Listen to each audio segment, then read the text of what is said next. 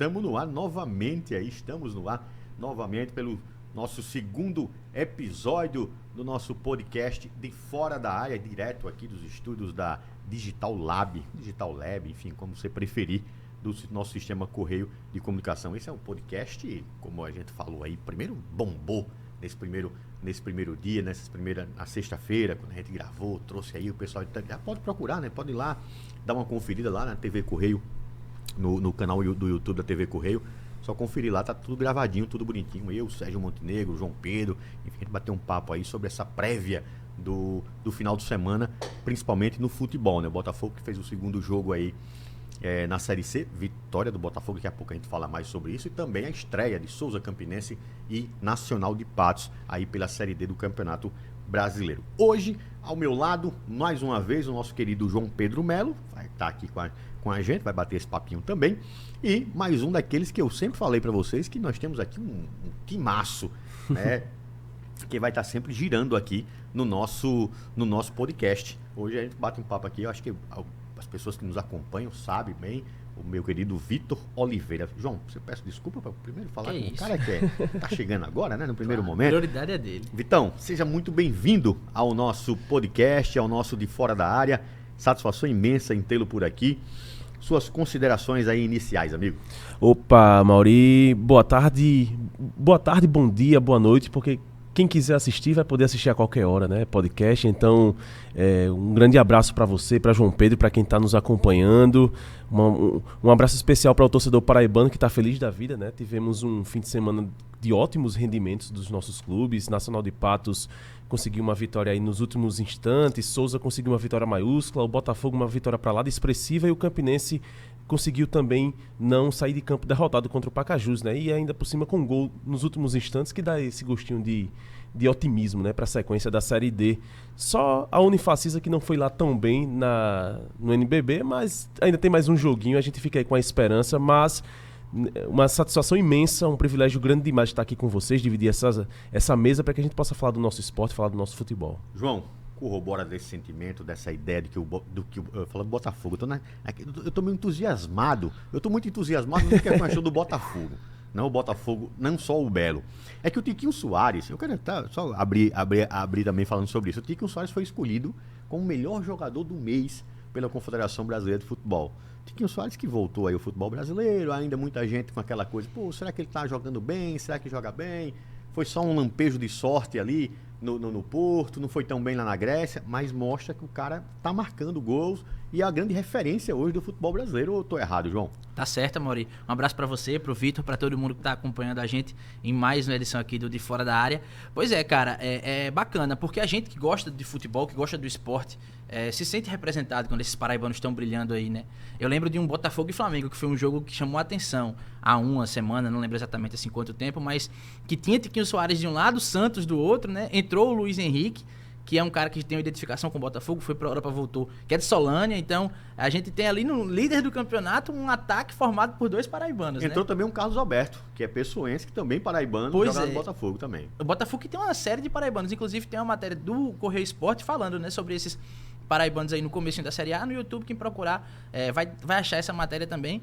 E o sentimento é bom porque a gente tem esses caras representando a gente e porque o nosso futebol também foi bem, né? Como o Vitor falou, é muito empolgante esse início de Série D, porque o Campinense não consegue a vitória, mas arranca o empate, né? Da forma que foi, sai com um gostinho bom ali, porque conseguiu pontuar, conseguiu começar bem e não desgarrou, né, dos paraibanos. Isso. Porque se só o Campinense não vence, aí fica aquele gostinho amargo, mas aí conseguiu esse bom resultado, e aí o Souza emplacou uma bela vitória, Nacional também ganhou, e o Botafogo, amigo, eu acho que são 2 jogos só, mas a torcida tá empolgada.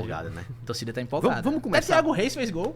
Pois é. Até tem razão, né? Agora tem razão pra ficar empolgado. Foi golaço.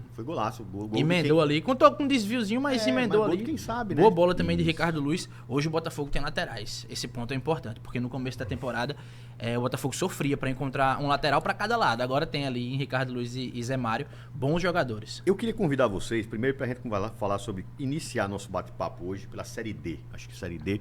E pro pessoal de casa, primeiro agradecer, eu vou passar, vez ou outra, eu vou trazer aqui alguns nomes, algumas pessoas que participaram do nosso chat, dizer que lá no canal do YouTube, na descrição, tá lá o link do nosso grupo do WhatsApp, tá bom? É só para entrar lá, para bater um papinho com a gente, dar dicas, ideias, enfim, participar realmente da construção desse nosso produto, desse nosso podcast, certo?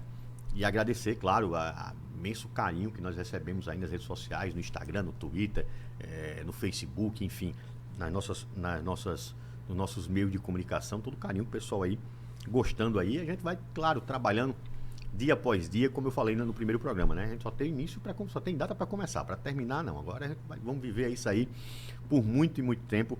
Assim a gente espera, porque a temporada do esporte não acaba, né? É de dezembro a dezembro. 31 de dezembro, você pode ir atrás que tem esporte. No mínimo tem uma corrida de rua aí participando, ou então um joguinho ali, aquela peladinha do final do ano, né? E já tem uns times aqui do Nordeste, os times aqui do estado se preparando para o Campeonato Paraibano que bate a porta. Então, vamos ter muita coisa. Mas vamos conversar hoje, sem mais delongas, com a Série D. Eu queria começar com a Série D. O Luan Carlos, treinador do Campinense, ele chegou na Sonora pós-jogo, ele não quis culpar o gramado. Mas, amigo, pelo que nós vimos aí do gramado, tem um pouco uma parcela gigante. E eu não digo nem a parcela de contribuição pelo resultado final, que foi 2-2. Porque gramado ruim é ruim para os dois lados. Melhor para o time da casa que já está acostumado com aquela buraqueira, né? Mas eu digo é o medo também de sofrer algum tipo de contusão. Você vai para um campo, para um estádio, para uma cidade muito quente, né? Lá no interior do Ceará. Enfim, tudo isso, a viagem, a ansiedade da estreia atrapalhou, mas o gramado foi um ponto bem negativo, né, amigos? É mais um desafio, né? Porque assim, a Série D já é, na minha opinião, o campeonato mais difícil dentre as 4 divisões aí do futebol brasileiro, proporcionalmente falando. Porque e nós falávamos isso exatamente. Na sexta, né? Tem essa questão da regionalidade nos grupos, né? Que faz com que a gente, os times enfrentem distâncias menores, mas vamos lá, o Campinense foi jogar lá no interior do Ceará, né? Já não é tão perto assim. E ainda encontra essa dificuldade, que é um gramado bem difícil. É lógico, é para os dois. Mas o time da casa está um pouco mais acostumado, né? E, querendo ou não, os estádios aqui, Almeidão e Amigão, tem sempre bons gramados, né? Então, não é algo que o Campinense esteja acostumado nesse nível, né? Porque, rapaz, nem pelada tem gramado assim, bicho. É difícil. Hoje em dia, até um societyzinho, o cara joga com mais tranquilidade do que isso aí. Olha isso aí. Olha isso aí. Isso é parte ali do meio campo ali, né? Deixa eu dar uma dedada aqui de novo aqui no... Agora, essa é parte do goleiro, né? De uma das traves. Se já é difícil ser goleiro, imagina ter uma pequena área, Mauri. Um chute de, sei lá, de média distância. Aqui tem lugar sabe, de fala, viu? Porque aqui é goleiro. Totalmente irregular, totalmente não, se chove aí desproporcional. Vira um pasto, né? E é desproporcional pro esporte, né? Não é porque é uma Série D que os jogos que vão acontecer a todos os cantos do Brasil precisa ter esse tipo de dignidade, né? Na verdade, falta de dignidade, né? Para os clubes. Eu acho que os clubes investem, as federações investem demais, né? Ou buscam investir em seus filiados para que possam chegar nas competições e poder jogar o melhor futebol possível, ou pelo menos ter a mínima dignidade para poder desempenhar e buscar, né, uma vaga na Série C, e de repente a gente encontra isso. A gente tem times paraibanos jogando a Série D do Campeonato Brasileiro tem muito tempo, né? Desde o início, lá com 13, principalmente aqui na Paraíba. Mas parece que dia após dia que passa, né? Ano após ano, na verdade, o nível de competição, ao passo que fica muito complicado de dificuldade, né, para os times, o nível de competição mesmo, assim, de disputa entre eles é muito difícil, mas a dificuldade parece que potencializa ainda mais com as condições, né, que eles encontram. Não existe o Campinense jogar num campo desse. O Campinense treina no Amigão, treina no Renatão. Também não existe o Pacajus aceitar uma condição dessa. Não existe a Federação Cearense aceitar uma condição isso dessa. Isso foi o Campinense, né? Vale lembrar que Souza e Nacional vão passar por isso. Isso. Né? Porque vão ter que jogar lá, né? Lembrar o torcedor de casa que são 8 times por grupo, nesse grupo 3. Além dos paraibanos, nós temos o próprio Pacajus, falamos agora do Cearense, Potiguar de Mossoró, que encarou o Nacional, a gente fala daqui a pouco do Nacional, o Globo, que foi goleado para o Souza, e Iguatu e Santa Cruz, que jogam para fechar a rodada. Então, assim, o campo do Iguatu, eu nem lembro bem como é que é. O do Potiguar de Mossoró não é tão, pelo menos da última vez que eu vi, não é tão ruim quanto esse, mas os dois times do Sertão do Estado vão passar por isso aqui ainda. Do Iguatu eu lembro que ano passado o Souza enfrentou o Iguatu. Eu lembro de um gramado um tanto alto, mas não irregular desse jeito aí. Agora sim, a CBF faz tanta questão, né? Às vezes priva tanto os clubes, né? Coloca tantos empecilhos para liberar os estádios, os ministérios públicos também. E a gente vê uma situação dessa. É muito complicado. A gente já viu estádios com situações parecidas, campos com situações parecidas no próprio futebol paraibano, né? Mas, parecida não, perdão. Situações difíceis, mas não desse jeito. E não, isso aí não existe não. Desse jeito é absurdo, é difícil. Você falou parecido, eu fiquei pensando aqui. Qual gramado é tão ruim aqui no estado? Não, a gente viu, por exemplo, parecidos com a do Iguatu, um gramado um pouco mais alto, isso, né? Um ou outro... Mas aí às vezes também é uma estratégia da própria comissão técnica, né? Deixa a graminha um pouquinho mais alta, a graminha um pouquinho mais baixa. Cansar um pouquinho mais, enfim. Agora, desse jeito aí não dá pra praticar o futebol profissionalmente, né? E é um campeonato brasileiro, pode ser de Série D, ok, mas aí se você se propõe a ter esse campeonato, como é o caso da CBF, que tem que olhar para esse campeonato do mesmo jeito que olha para a Série A, com pelo menos o mesmo cuidado, né? Lógico, o investimento vai ser totalmente diferente, mas é um produto seu, né? Você está colocando ali, expondo seus atletas, as comissões, todo mundo vai ter que trabalhar ali, e desse jeito é muito difícil. É preciso dar a César o que é de César. A CBF nunca entrou com tanta verba como tem feito nessa temporada, né? Muita grana mesmo, na casa de 80 milhões aí de reais, para dar conta aí, além de algum transporte, aquela coisa toda, de taxa, de arbitragem, taxa disso, taxa daquilo outro. Enfim, ponto.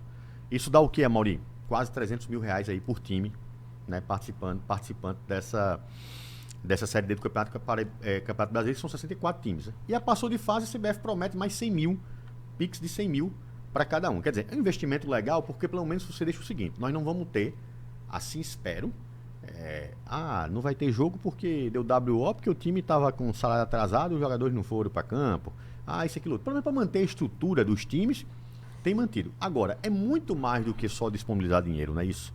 É uma questão. O Luan Carlos, treinador do Campinense, usou suas palavras praticamente. Não é só olhar isso. É preciso também olhar o todo, né? E o todo passa por esse tipo de situação. E outro ponto importantíssimo, viu?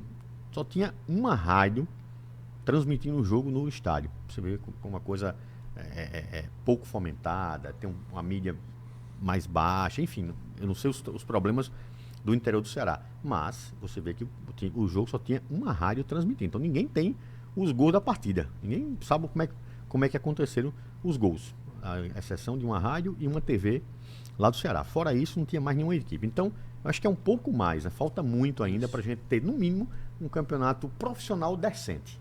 Muito, muito. E é uma via crucis, né? A Série D, por si só, é uma competição que é muito difícil, porque são muitos clubes, são muitas fases depois da primeira fase para que você consiga chegar ao acesso.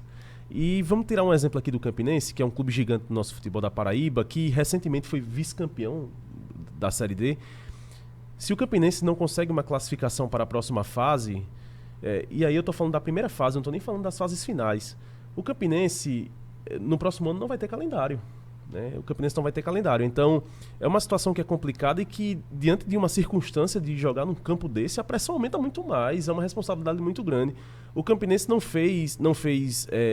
conseguiu fazer o gol de empate já nos acréscimos, mas se tivesse perdido, não estou colocando a culpa no gramado, muito pelo contrário. Mas assim, é uma circunstância que é difícil para os dois, Mas se o Campinense joga num campo com a qualidade do Amigão, por exemplo, que é uma qualidade totalmente digna para quem pratica o futebol de forma profissional, eu tenho certeza que a história seria totalmente diferente. Então eu acho que é esse tipo de pensamento, né, que precisa ser muito mais otimizado, né? Porque eu acho que é uma situação que é muito complicada, num campeonato muito complicado e que passam-se os anos e as coisas não melhoram de jeito nenhum. Então eu acho que fica bem complicado desse jeito. E a gente está falando de uma federação cearense, né?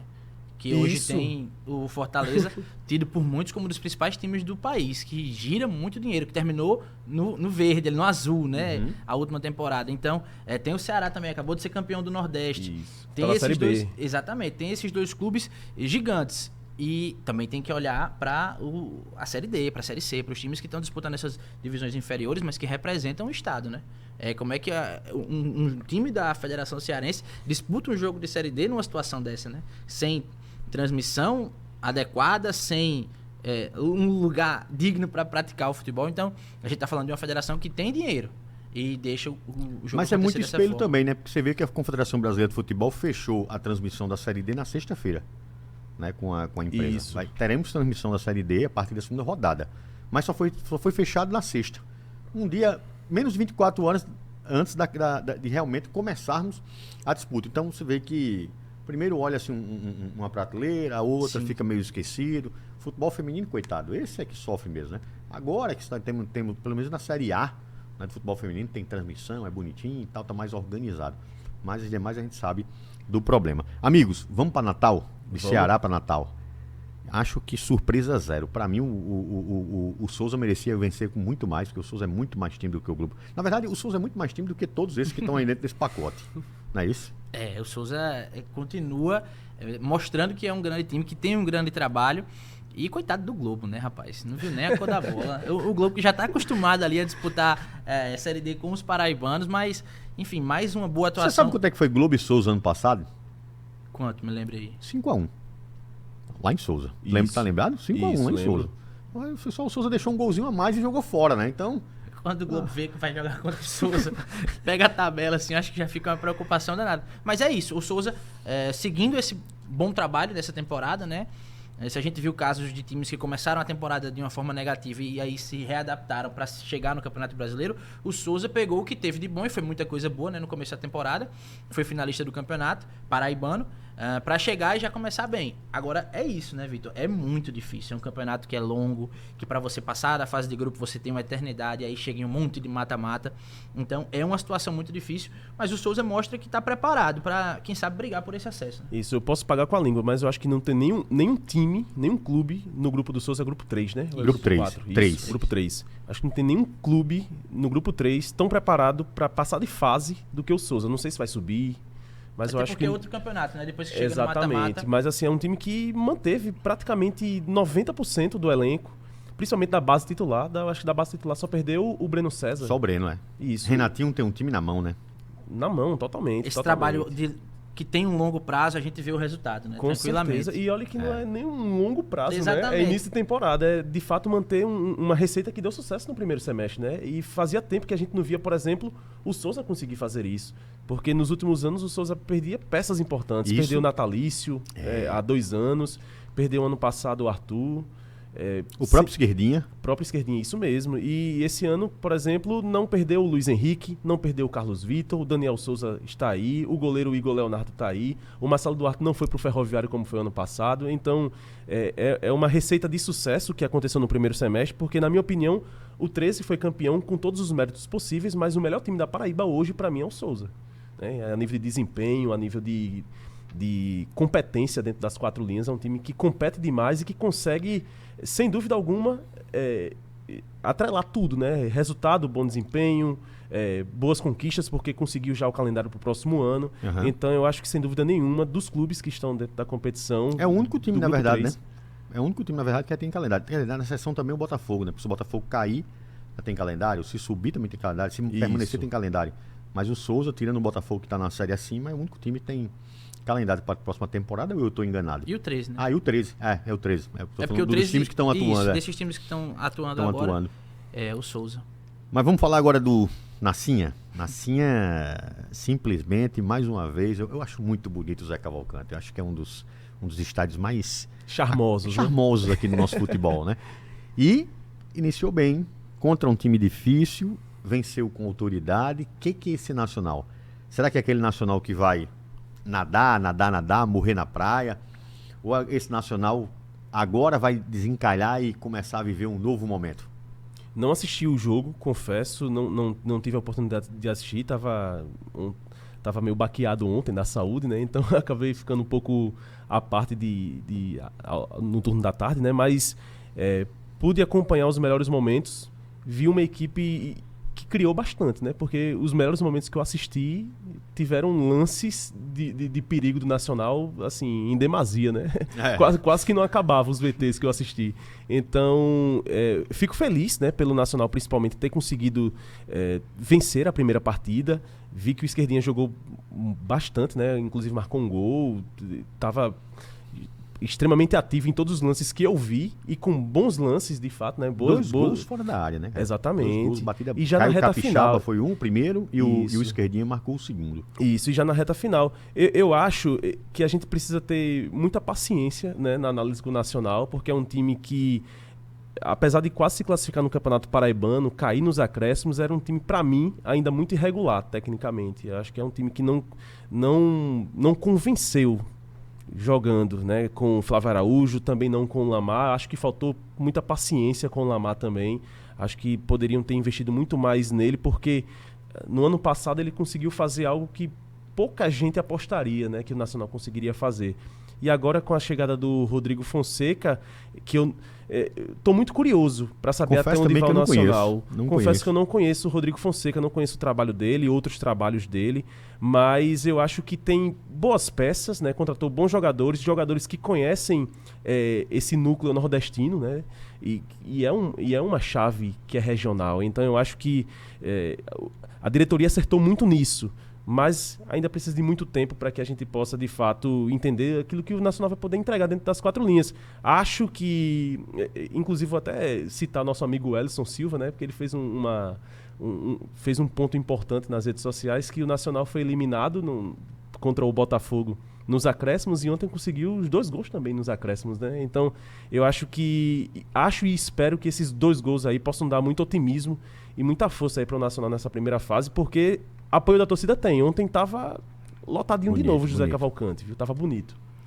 Eu acho que o Nacional, na verdade assim, eu acho que só do Souza a gente pode cobrar um pouco mais, por tudo isso que a gente comentou, por esse trabalho que já vem sendo feito com o Renatinho, pelo desempenho no campeonato estadual. Nacional, o Campinense até o Botafogo, a gente tem que ter um pouco de paciência, porque zerou, né? Tá começando tudo agora no Campeonato Brasileiro. E claro, o Botafogo, por exemplo, tem 2 vitórias. O Nacional começa vencendo. Mas é um trabalho ainda muito novo, é um treinador novo. Então, se perde um próximo jogo, não é terra arrasada. O torcedor tem razão de estar feliz, porque começou vencendo, fez a sua parte. Mas é um campeonato muito difícil. O Nacional ainda vai jogar contra Campinense, contra Souza, vai jogar contra Santa Cruz, contra esses times que a gente citou do Ceará, né? O Pacajus, o Iguatu.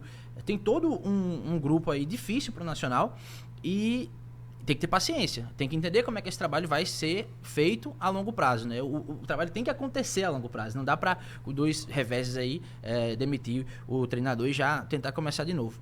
Mas é isso, é um time que ainda não encaixou, né? Alguns times ainda não encaixaram, repito, só o Souza, e infelizmente pro Souza conseguiu fazer tão bem o papel que agora é o único que a gente pode cobrar de fato, porque conseguiu construir isso, tem essa longevidade aí no trabalho e o resultado. Então eu acho que é o que a gente pode cobrar mais. O Nacional ainda tem que ter um pouquinho de paciência. Enquanto estiver vencendo, aí o torcedor aproveita logo o José Cavalcante, faz a festa que tá tudo certo. E que bom mesmo.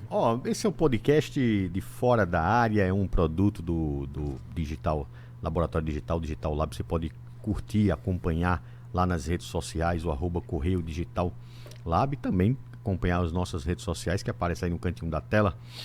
Daqui a pouco o pessoal da produção coloca aí também, certo? Os nossos Instagrams da vida, nossos Twitters, né?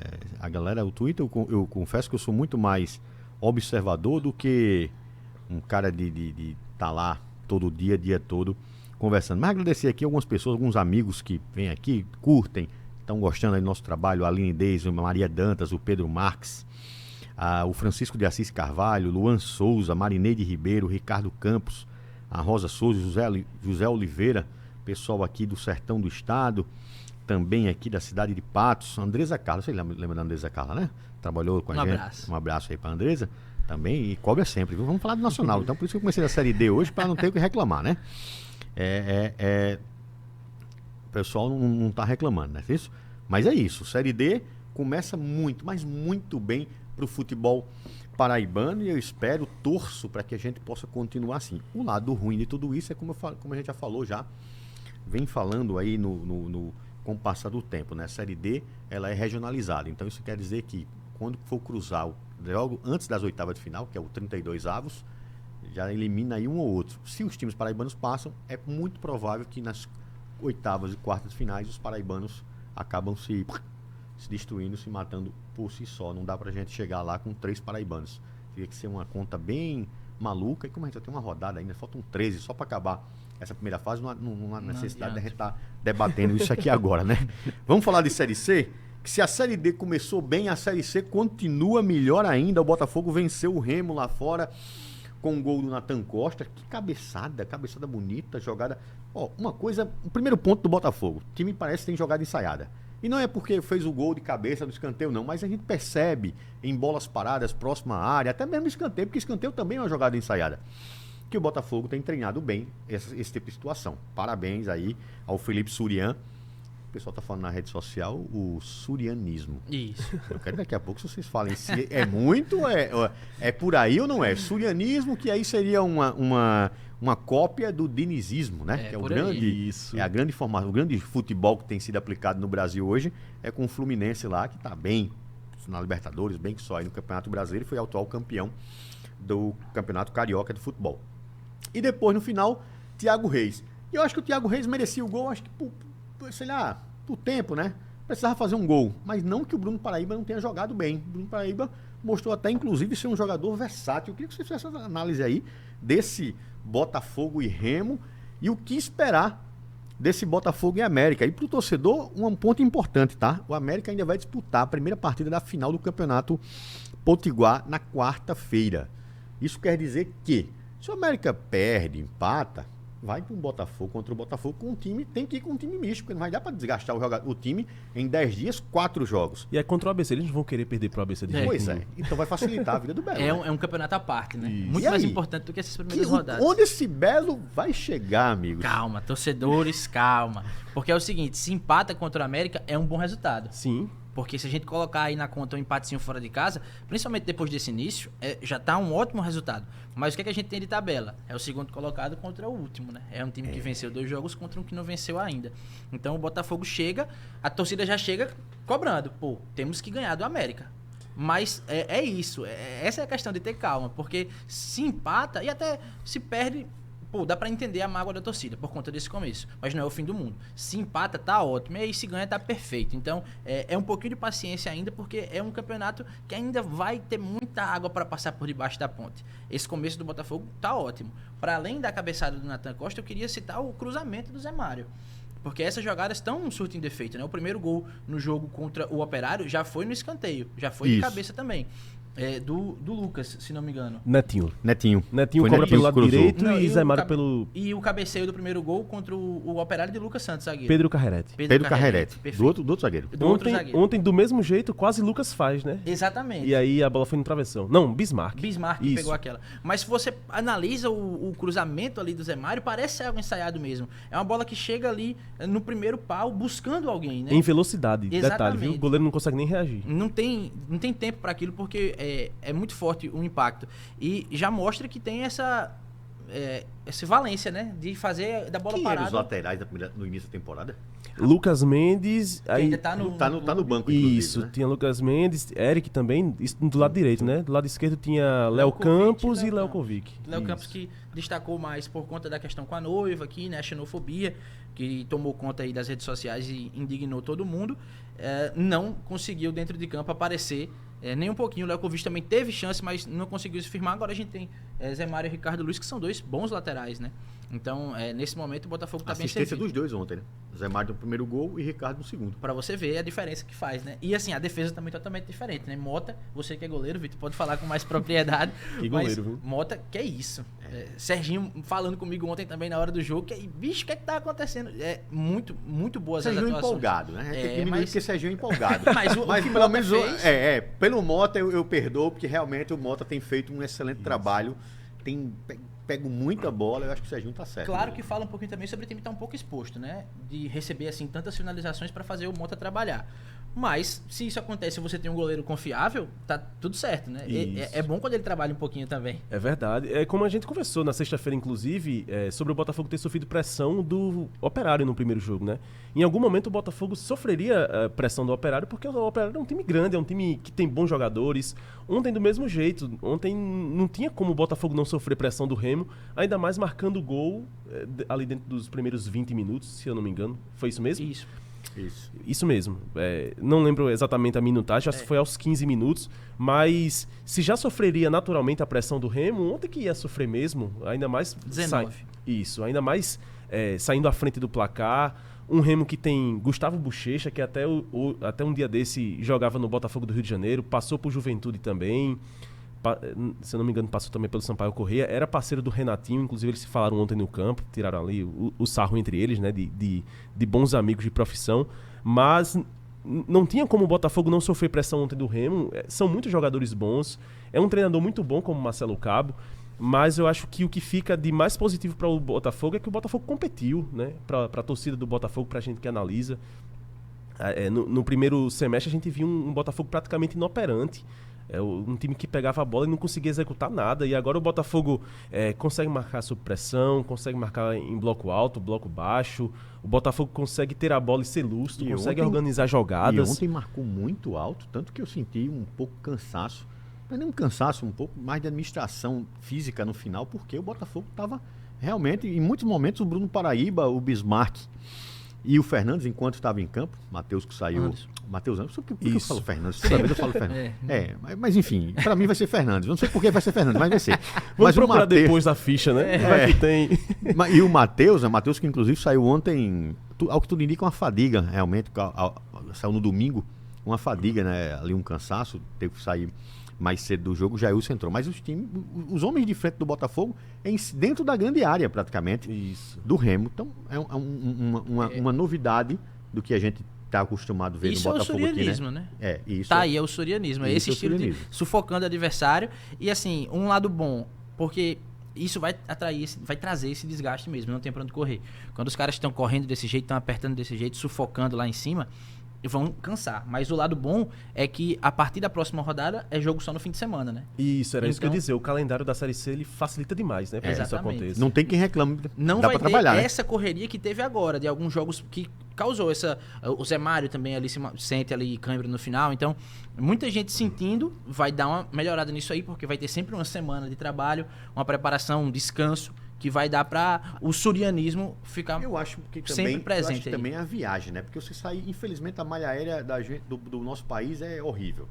E você sair de João Pessoa para o Pará, se fosse numa reta, dava 1h30 de voo, 1h20, 1h40, sei lá. Mas o problema é que acaba sair daqui de João Pessoa, vai lá em Brasília, toma um café no Rio, às vezes vai em São Paulo fazer um lanche para pegar um avião para voltar para o Nordeste. Aí é uma outra confusão para você conseguir chegar em Belém, sabe? Não tem um voo direto. Enfim, isso é um dia só de viagem. E o Botafogo jogou quinta-noite, aí depois viajou. Na tarde de sexta-feira. Pois é, treina no sábado lá no Treina Pará. Não, né? Recupera o jogador, né? Corre, bate bola ali para poder pelo menos se mexer um pouquinho. E no domingo já tem um jogo importante como esse. Então, de fato, esse recorte dessas primeiras rodadas, difícil, desgastante. Mas a parte boa é essa. Vai ser jogo só no fim de semana. Então vai dar pra recuperar um pouquinho melhor isso aí. E um detalhe que foi cansativo pros dois, né? Porque o Botafogo jogou na quinta e o Remo também na quinta. Inclusive até mais tarde do que o Botafogo, né? E se encontraram no domingo. Jogou em São Paulo, no caso, né? Jogou contra o São Bernardo. Mas um outro detalhe importante, você falou das bolas paradas, né? O Zé Mário, ele cobra o escanteio ali no primeiro pau, ele cobra com violência, né? A bola vai, não a meia altura, mas vai numa altura que a bola não viaja tanto e você percebe que quando o Natan cabeceia, ele praticamente agride a bola. Né? A bola vai com muita violência pro gol.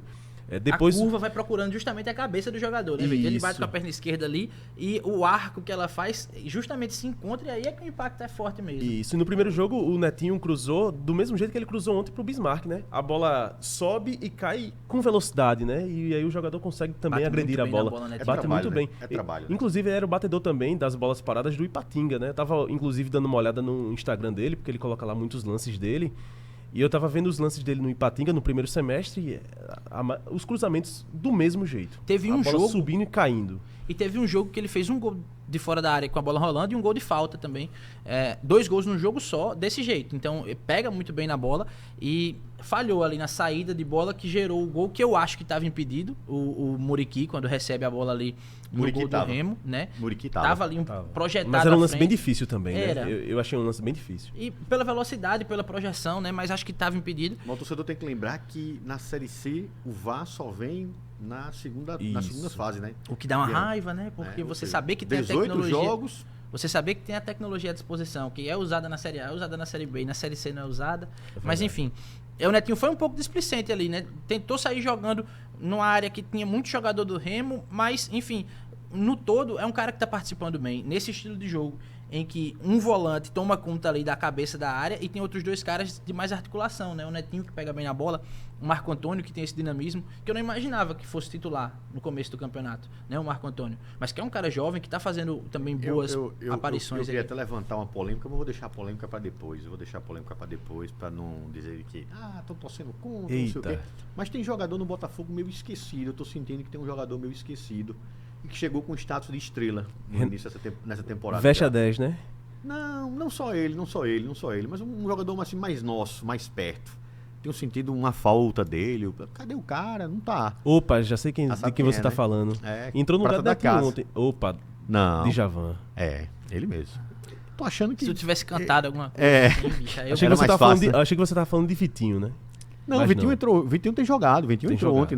Mas Djavan segue no DM, né? É um dos caras que... Na verdade, se a gente pegar o DM do Botafogo agora, Djavan, Kaifer, Wesley e Natan. Os 4 volantes que fazem ali a cabeça aquele volante pitbull. Os 4 estão dessa mesma forma. Mas o que eu tô achando é que o Djavan hoje, ele é o último dessa conta. Né? Pela avaliação que eu faço dos amistosos e tal. E aí, quando começou pra valer, quem tem jogado bem. E aí é aquela coisa, né? Você precisa ser muito bom para quando você voltar, estiver bem fisicamente, arrancar a vaga desse jogador, né? Que tá bem, né? Eu acho que quem vai ter mais dificuldade aí é o Kaifer, porque também não imaginava que o Wesley fosse titular no primeiro jogo. O Wesley joga bem. Já tinha mostrado que poderia contribuir, né? Mas aquele primeiro recorte de temporada foi muito caótico do Botafogo.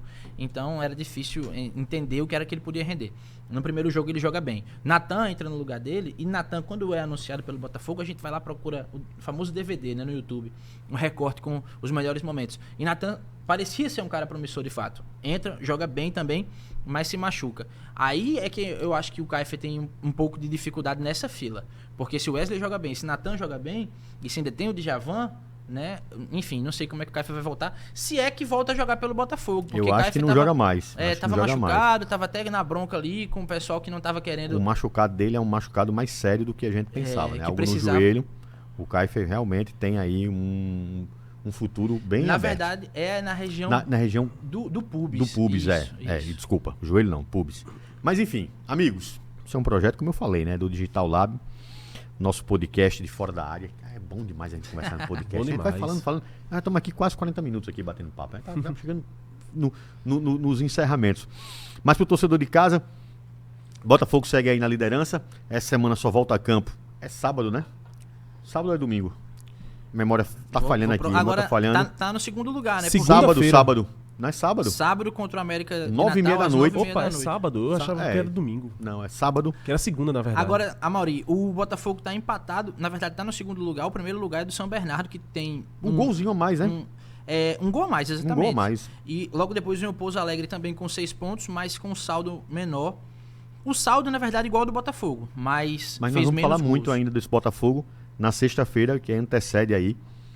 Sexta-feira, dia 12. Dia 12. Tava jurando de pé junto que esse jogo era segunda-feira.